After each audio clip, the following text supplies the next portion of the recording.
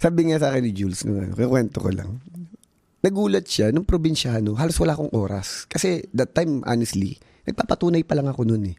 Sa pagdidirect, sa production, kumbaga para bang kaya ba talaga niya, may alam ba talaga yan? Kasi bata pa ako eh, di ba parang saan ba ako galing, di ba? At saka 3 to 4 to 5 to 6 to 7 years, gusto mo talaga, top of your game ka. Hindi, saka yung feeling mo na parang, kasi dati sabi ko nun, sarili ko, pag nakikita ko na sa ABS, parang gusto ko magtrabaho dito. Yun na sa tingin ko, kasi parang ang sarap na yung pumapasok ka sa ABS. Noong napasok ko na ang production, doon ko na-appreciate kung gaano kaswerte ang artista. Kasi ang layo nung trabaho ng production sa artista. Kasi ang artista kami, after namin umarte, 'di ba? Kinabukasan, may time na kami para sa sarili namin o may time na kami para rumakit pa ng iba. Ang production ang huling uuwi.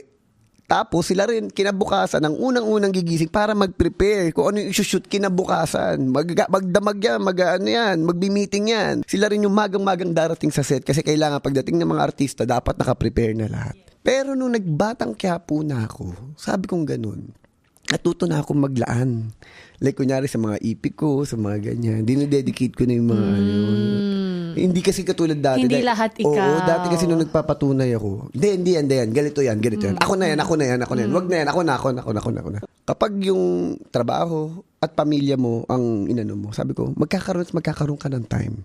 Kasi lagi ko ang hinahabol, sabi ko, makauwi ako ng dinner. Kasi pinaka-importante sa akin yung dinner time. Talagang ang pinaka-importante, habulin mo hanggat maaari na magkaroon ka ng kahit konting oras sa kanila. Para kahit wala ka maghapon nung gabi, nandun ka, yung presence mo nandun pa rin.